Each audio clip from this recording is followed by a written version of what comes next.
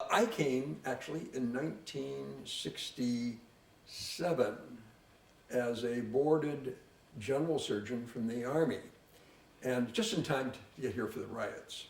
And so that's when I started my career here, which was actually fairly exciting because of the new changes in plastic surgery, of which I was fortunate to be a definite part of. And there were several things going on that within the vision and surgery in general that we were really kind of on the leading edge.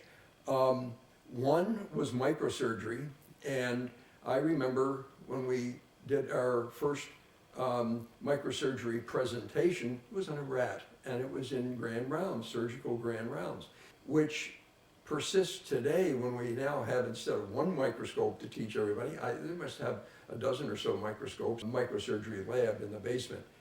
Another thing that started in the late 60s was outpatient surgery. Now, before that time, ganglions and carpal tunnel releases, what we did of them, and even trigger fingers were done in the operating room and patients admitted overnight. But it was so inconvenient. They had to check in the emergency room, take 2 elevators with 2 orderlies and wait, and it would be an all-day proposition to do a 10-minute operation. So one evening, I was walking along on the 4th floor, and there were 2 doors open with no locks on. And they were the doors, the old chaplain's offices, right outside the operating room. Then I went to a little sign maker we had, and we said, ambulatory surgery, changing room, men, ambulatory surgery room, women. So that was made. By 9 o'clock in the morning, it was done. And it just worked out pretty well until the program got too big, and then we needed to have the big room that's been recently remodeled on the 4th floor to take care of ambulatory surgery also. Along this same period of time in the early 70s, the total concept of reconstructive plastic surgery changed, and this was really exciting.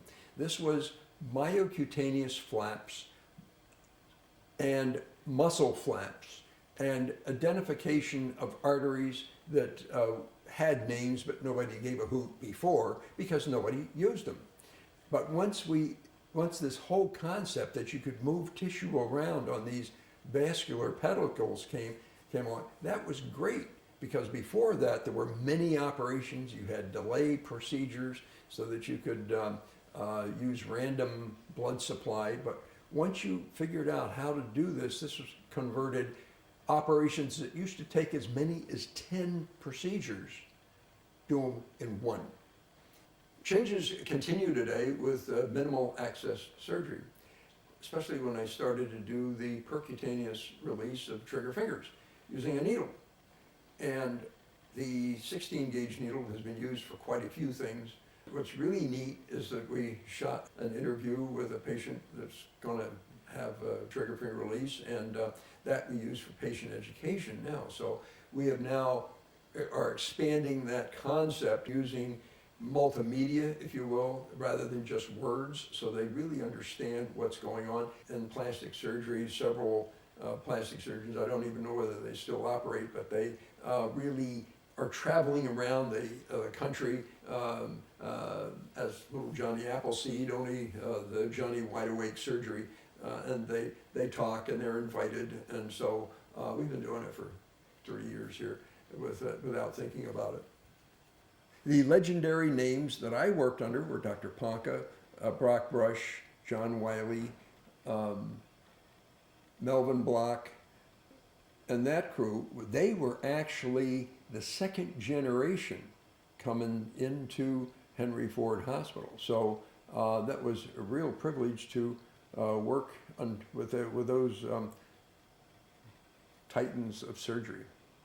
Having the opportunity to be a changer, an inventor, has been really one of the reasons I've stayed.